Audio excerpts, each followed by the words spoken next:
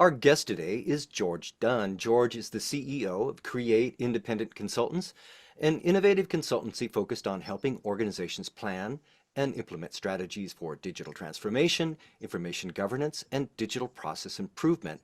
Now, CRE8 serves national and international customers in all industry sectors, including Fortune 100, government, and privately held organizations. And George is with us today to explore the topic of digital process improvement and the need for a chief process officer. So, George, welcome to the show today.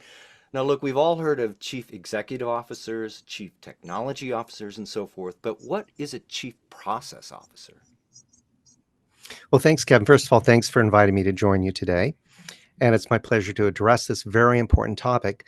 We've been in business at CRE8 for about 30 years now, doing process improvement and advanced technology planning for all types of companies, ranging from Fortune 10 to Fortune 100 to middle market, both working on the private sector and the government sector as well.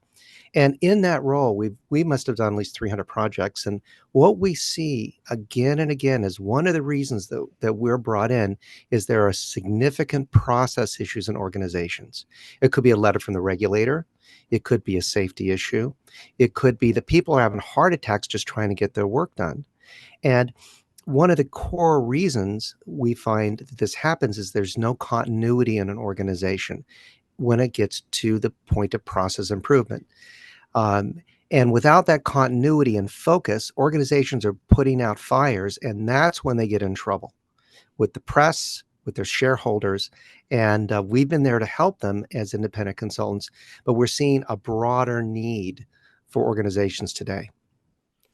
You mentioned lack of continuity when it comes to process improvement. How does that manifest itself? What are the signs that my organization needs a chief process officer? Well, one is that people will do a project and then they'll run off and do other projects that are not the same type. They might do a process improvement project. They may then focus on a digital transformation project, or they're just really busy getting work done.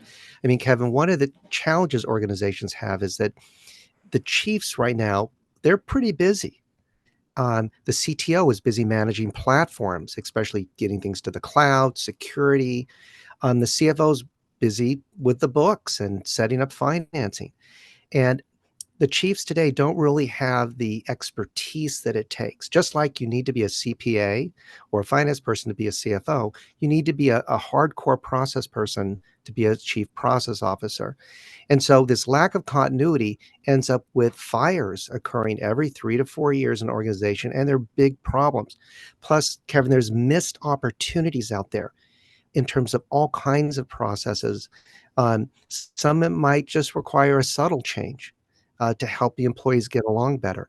Others might be looking at your digital transformation processes and saying, are we really supporting the customer? Are we, in essence, providing a customer experience that keeps the customer engaged?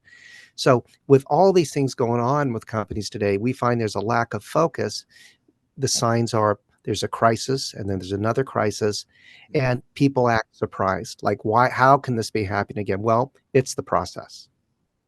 So this lack of continuity to process improvement can cost organizations in terms of opportunity and operational excellence. Moving forward, what are some of the benefits of having a chief process officer? What are the vital deliverables that a CPO can deliver in terms of organizational performance and KPIs? But we start off conducting an enterprise-wide study, looking at what are the goals per the organization as a whole, what are the goals in regards to their customers, and then for each department, what are the goals for finance, and how does that impact efficiency and quality? What are the goals for human resources? What are the goals for the administration area? And by putting together this overall plan, then we're able to identify what are our top projects, where's the top need. And you mentioned quality, Kevin. One of the things that's really important is we want to focus, for example, on efficiency. But if we can improve quality, efficiency becomes a natural byproduct. We will become more efficient. We will lower costs because we get rid of rework. And rework is all over the place within departments and also between groups. So we find starting off with developing an overall plan, and it doesn't take that much time. We're good at this. We've done it for many years. We've got the tool sets. We have the expertise. We can do an enterprise-wide study for a Fortune 100 company in about 2.5, 3 months. We can do one for a middle market company in about a month. And this starts the conversation. But the thing that's really important that gets me so excited is that this is the next level beyond like Lean or Six Sigma or BPM. Those are methods that are rolled out. And again, people then get busy and they don't do anything after a while because they're busy. By putting together a plan, then we can focus on what are our top 10 processes. We can have those difficult conversations with the groups and say, what would you like to accomplish? What do we need to do? And how do we get there?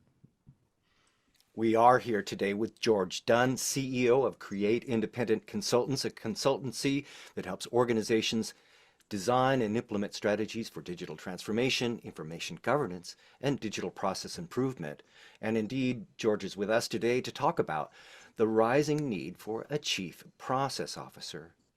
So, George, what are the skills that are necessary to be a chief process officer? Well, I've been doing this for many years. And so I've had the opportunity to grow organically, if you will, into this role. And we're functioning as full-time and also fractional part-time chief process officers for organization. But first of all, it's leadership. And that, Kevin, as you know, comes through experience. This is not a role that we can have a project manager perform, or we can have even a director in one of the groups perform because they're not objective and they don't see the organization as a whole. So the first is leadership. The second is that you need to have very strong process improvement skills, trained in the methodologies, Lean, Six Sigma, BPM, re-engineering, quality is free. Phil Crosby put that out. But you have to be beyond the method in essence and say, what are the tools that are necessary to help us achieve our goal in this area? So strong process improvement skills are important, strong communication skills. Also, Kevin, digital transformation is the number one empowerment today. But digital transformation doesn't work well without process. You can put all the technology in the world you want in, and what you're going to find is you're going to be paying vendors a lot of money and not receiving a substantial return on investment. And by the way, I am a former CPA with KPMG, so that helps too in terms of looking what's going on in terms of calculating ROI. So those are some of the skills: leadership, communication, strong process background, strong digital transformation background, and also I think sharing and creating a sense of excitement and a sense of purpose around this. As I mentioned, some of these process issues, they're kind of difficult. So you have to get people in the room and help them, help the light bulbs come on. So it's a combination of roles and skills. It needs to be a senior person to come in and do this. And it's amazing what can be accomplished So, a chief process officer is a C-suite in officer a that short is, period. excuse me? Did I interrupt? I'm sorry if I interrupted, George. That's fine. So, if I'm hearing you right, a chief process officer is a C-suite officer that is in charge of bringing unity to the processes that run the organization every day. Um, why can't other C-suite chiefs do this? Well, as mentioned a little bit earlier, is that they, first of all, just don't have the time. The CFO, he or she is busy being the CFO. The chief technology officer is busy managing the platforms. Um, and we found over the years too that the role that IT used to have in terms of business analysts and studying what's going on in the process, most organizations don't have the skill set these days or the focus. The chief human resource officers managing people. So we have a focus, I think, on people and technology, but we don't have a focus on process that is definitive within the departments and spanning the departments. And Kevin, reaching out to the customer, creating a customer experience that is innovative and keeps customers, drives them to your site, drives them to your business, but also helps to uh, improve the quality of the process. So it's just not a role that's there in organizations. We see it in the newspapers. There are significant issues companies are experiencing, and 90% of the time, it's a process issue. For our listeners that are interested in moving forward with the idea of having a chief process officer, what are some of the options? How can I engage a chief process officer? Well, the first, and I think one of the best ways is to start off with an assessment of the organization. Looking at enterprise assessment that can be done by group, it can be done by process, and saying how do things exist today? What is our baseline in terms of transactional volume through the processes? In terms of how do the employees feel the process are functioning in terms of quality, service, efficiency? Also, what we like to do is do an estimate of FTE cost by process. Now, this is something, Kevin, organizations have really never seen. You'll talk to a CEO and the CEO will say, I give the departments a lot of money, but I really don't know what's happening. Hmm. I have no precision. They just tell me they need more money and the world's going to end if I don't get more money. And they don't get more money. So by doing this initial assessment, the enterprise level, we can show what is your FTE cost per process, rank what is the importance of the process. Kevin, in some cases, we need to stop some of these processes that aren't providing value. In other cases, we have to say, what are the new business rules for that process? Because processes may have been designed 20 years ago or 10 years ago or 5 years ago. So by doing this assessment, we're able to understand the baseline. Where are the challenges? Where are the opportunities? Also, this engages the employees saying, we're part of this. From that, we can create a roadmap, working with the organization, say, where would you like to focus? Let's get our top 10. Let's get our top 20. And let's figure out what's needed for each one of those. It's not the same thing that fixes all of them. Some may, as I mentioned earlier, be subtle changes. Others may be communication between groups. How is human resources communicating with payroll?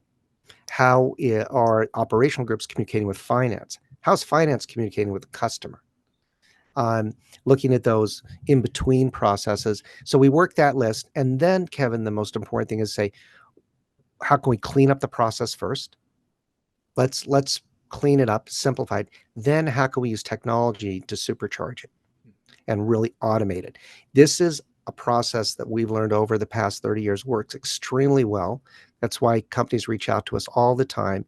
And I'm excited about this continue to be. And the thing that is most exciting is a lot of the executives we work with, for example, the director level or manager levels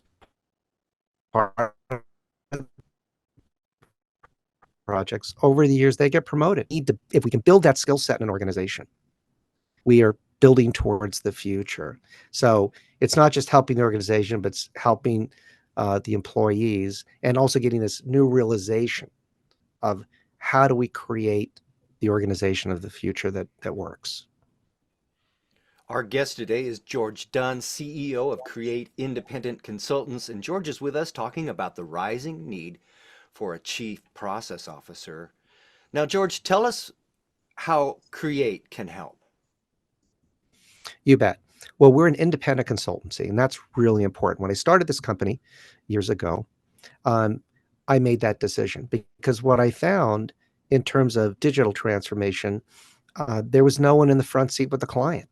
Vendors were all too happy to sell their solutions or their platforms, but there was no one helping to do that critical strategy and thinking on vendor selection, return on investment calculation with an independent set of eyes. The other is on the process side. Organizations were experiencing, significant issues over time. And so as independent consultants, we're able to look at the process with the teams, and we're not involved in the politics because we're from the outside. And through that approach, we're able to marry those two approaches together. How can we clean up the process and how can we plan for digital transformation? So we've been doing that as independent consultants for many years. I've got a lot of great clients out there across all industries. But what I'm seeing going forward is that there's a need for even more continuity. So we've been functioning in essence as a fractional chief process officer for many organizations where they're saying, we need more.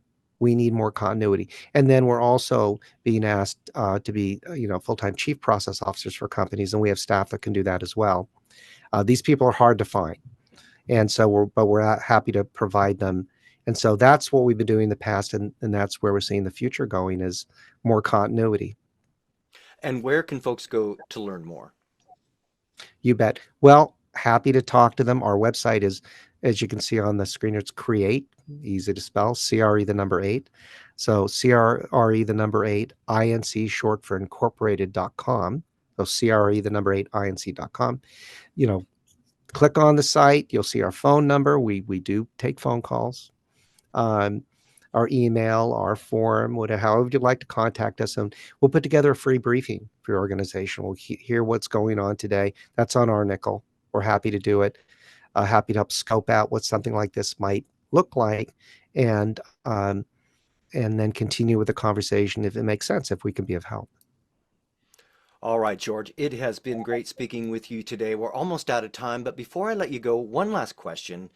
Um, I'm wondering if you could please provide us with three quick action items that our listeners can use to take advantage of your ideas and advice. Well, number one is listen to your customer and ask your customer, how are they feeling about the customer experience? What is their voice these days? Organizations don't do enough of that. They ask the customers to send an email in if they don't like something. Reach out to your customers. Second, reach out to your employees. Ask them what's working, what's not working. The third is, in the future, where do you want to be as an organization? If you produce something in 10 days for $10, but the customer wants it in 5 days and they want it for $4, you've got to make some radical changes. You've got to reset. So I think it all starts with understanding where you're going, where you're at. From there, there's a conversation saying we need to make some changes. And then the question is it the process or is it the technology set? That is George Dunn from Create Independent Consultants. Find him and find out more at CRE8, the number 8, CRE8 Inc.com. George, thank you so much for being our guest today on the Digital Transformation Podcast. Thanks, Kevin. Thanks for the opportunity. Nice to see you again.